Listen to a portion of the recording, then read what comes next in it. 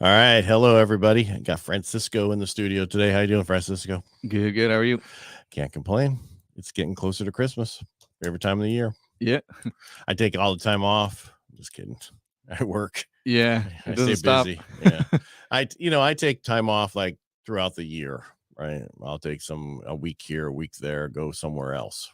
It makes it easier, right? Yeah. And I Less work. crowded. Yeah. Instead of trying to do everything around Christmas. Plus, people come here. There's been a couple years that we went elsewhere, like for Christmas. Sorry, that was my phone going off in my head. Where Colorado for a week or something in the cabin in the middle of nowhere. That's nice, but there's a lot of stuff people want to get in their homes. We're all about helping people get into homes, and around the holidays, the best time to do it. And everybody starts thinking about what to do for next year, right? Yeah, definitely. And then, go ahead. yeah, and I was going to say too, piggybacking off of the whole, this being the best time, there's a lot of houses out there. Like right now, I mean, and I know we have the argument, right, where the inventory is a little bit lower or whatever, but there's still, tons of options out there. And they're nice homes. They're just sitting. Yeah. Well, because most people who aren't looking, they're hearing, don't buy. It's going down 15%. It's going down. It's going to fall. Well, everything's going to fall apart. Chicken Little. No, I know. It's crazy because it's like, that's really how it is. It's like the whole world's falling apart on the news, right? Yep. It always is. Yeah. No, that's funny. I always talk about Diana Orlick on CNBC. For the last 10 years, she's been telling everybody not to buy. Right. When are you supposed to? Now she's right. No, I'm just kidding. You know what I mean? She'll eventually be right. Yeah, Right. when it hits that point, Right. when it's really tough. And again, that's the argument that we do always make too, is that the longer you wait, it's not getting easier. It just only gets more.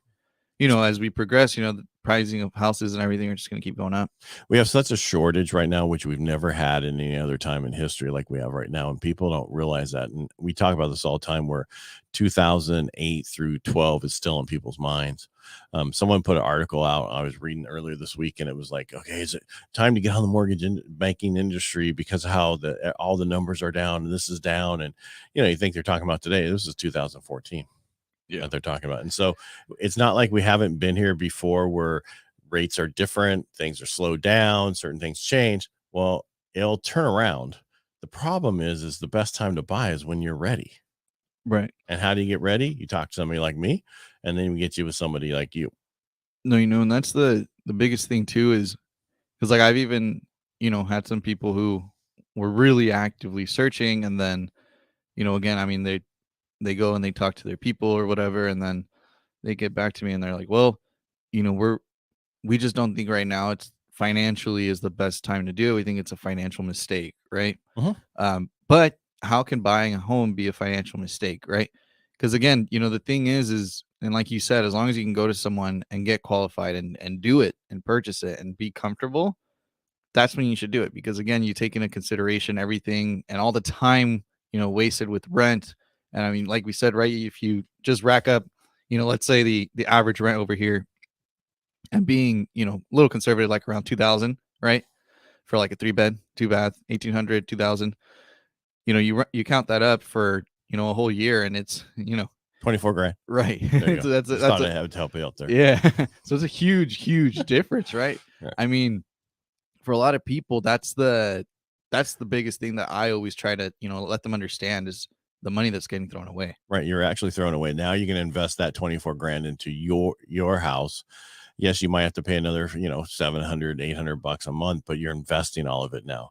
And you're asking, the question is, people are afraid of making a mistake or whatever kind of stuff. People don't like they make decisions out of pain or pleasure. And most of the time people make decisions out of pain. And what I mean by pain is, they're in a house right now, they're paying $1,200, $1,500 a month of rent. And then they get a call, you got to get out of here.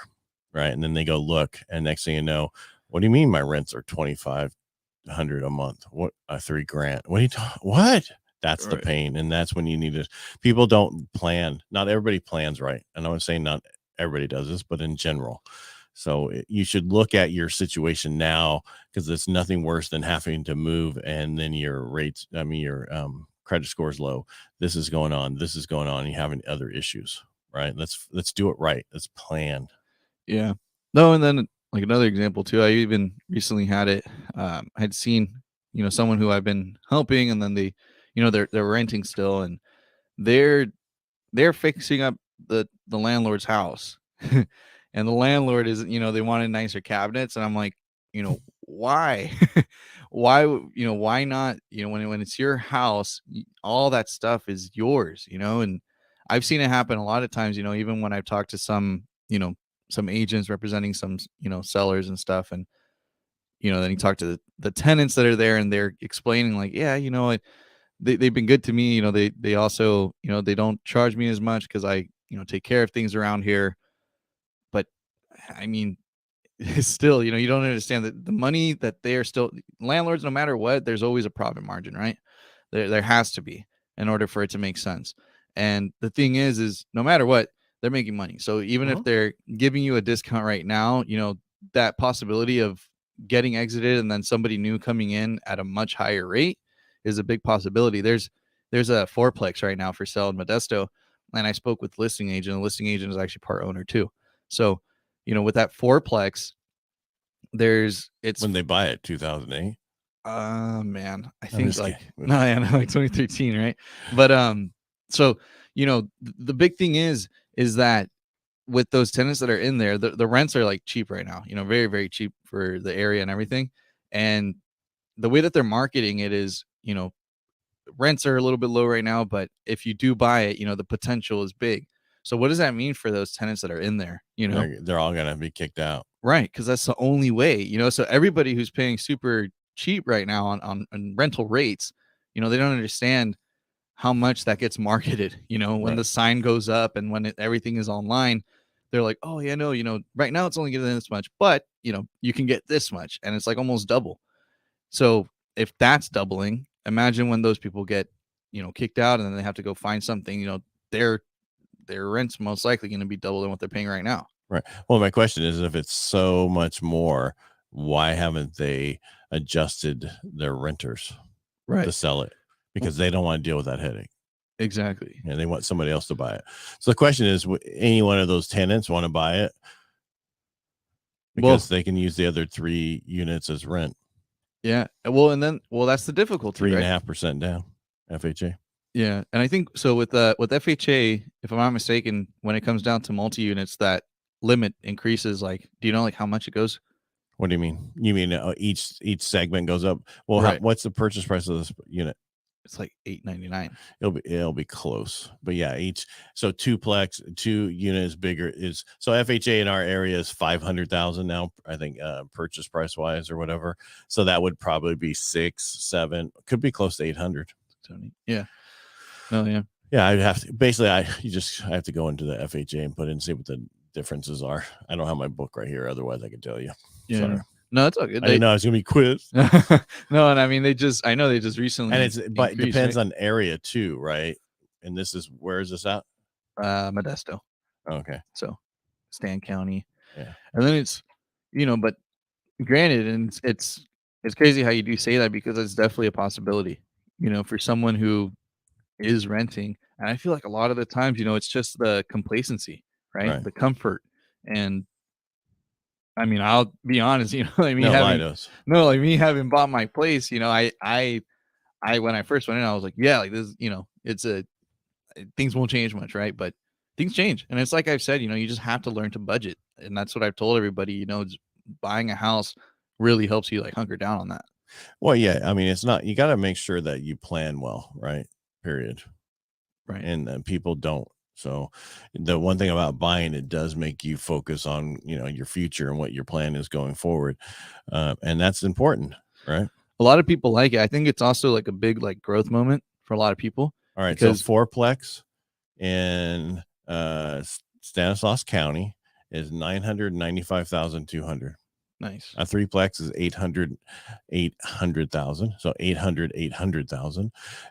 Duplex is 662,500, and a regular one is just a 1 unit is 517,500 for FHA. So that means I think it was 532 or something as a purchase price. Okay. Yeah. Okay. So yeah, that's easy. That one can go FHA if somebody can get there. The issue you run into is just qualifying by using the other rates. There's these factor things we have to look into. Right. No, and then you have to also consider that I think the current rents too, right? You can't. Yeah, unfortunately, yes. If you have leases, yes, you can also do a rent survey instead of using the current leases. Yeah. You do whatever's more expensive, or you try to anyway. Which is better. But on a situation like that, it's like, if it's such a great deal, please don't take this wrong, and why haven't they raised the rents? Because they didn't raise the rents for years, and then now with that rent thing in place, they can't. Yeah. Right? No, and I believe normal rent caps are like 9% right now. Yeah, I think on at least 8% is what your rents are going to go up. That one was capped at 5%. Why?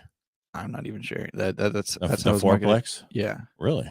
So, again, it goes to show, obviously, things are kind of always changing. But again, if you're a tenant in there and an investor does come in, you're probably going to get a notice of how low they are. It won't make sense for an investor to buy it. I think what they're going to do is come in and say, we're going to move everybody out because we're going to remodel them all. Right. Yeah. Well, either way, I mean, they're all month to months, so that's not safe at all either. Those are the ones where you could really, The Tenant Protection Act of 2019 restricts rent increases in any 12-month period no more than 5% plus the percentage change in the cost of living CPI, or 10%, which is ever lower. For instances, take effect after August 1st, 2022, due to inflation of the applicable whatever. So that's recent then. Yeah, this is rent cap. Yeah, it's rent. Yeah, so it tells me that it could go up to 8%.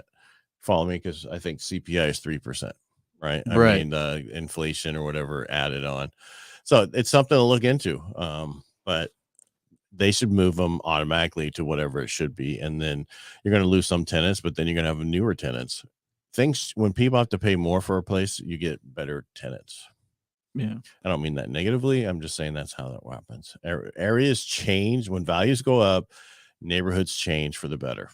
Yeah. When everything goes down, like in 2008, when everything went so bad and it was horrible, not necessarily. Some neighborhoods got really bad. Yeah. No, it was crazy. I wasn't really like, obviously I wasn't super around during that time, but I've heard stories, people you mean when you were 5, right? No. How old were you in 2008? I was 8. Okay, 9, so 9. Yeah, a little bit more, but yeah, you're watching Nickelodeon. I know, right? That's crazy. There's all these crises going around. I was watching cartoons. Well, the problem is, and that's why a lot of people your age and a little bit older don't understand why it's a good time to buy, because all they've heard is 2008, how bad it was. Well, how come that happened? But that's not where we are right now. And I keep saying we do not have a housing crisis. We have an information crisis. We need to get that information out there. And I'll have a book first part of the year that we can start giving people to read to understand how to buy a house. We'll make it so much easier. And that will make it so much, because right now people go, I want to know how to buy a house. Well, I can talk to you. Well, wouldn't it be better if I can give you a book to read and you don't just take my words from it? Yeah. No, and that's one of the things is sometimes that's all people need, because they need, like you said, just the right information. It's an information crisis, period. Because if people got the right information, they really understood that information, they'd be out buying right now and understand. But most people are going to wait until everybody else does it. Right. All right. And then they're going to go, dang, I'm going to have to pay my own closing costs now. Yeah. No, things are going to, and it's weird because like a bunch of buyers that weren't able to buy during the COVID time, right? Like when everything was super crazy, right? They can buy right now. Right. And a lot of mine did it right after that whole thing happened and it started going the other way. Rates went up a little bit and they were like, I was able to get in contract. I was able to close on this house, and some of those were in 5.25, which sounds pretty high, but now we're at 6, a little over 6. Yeah. Still, we'll be in the 5s before you know it, and everybody will be back out and you're going to be fighting them. So you might want to try to do it now. Yeah, definitely. Reach out to Francisco. Reach out to me. I'm Ed Parcaut everywhere. Francisco, I can't read your number on the screen. I'm sure they can, but what's your number on the screen? 209-493-2400. All right. Make it a great day, and we'll talk to you later on Thursday. Thanks, Francisco, for coming by.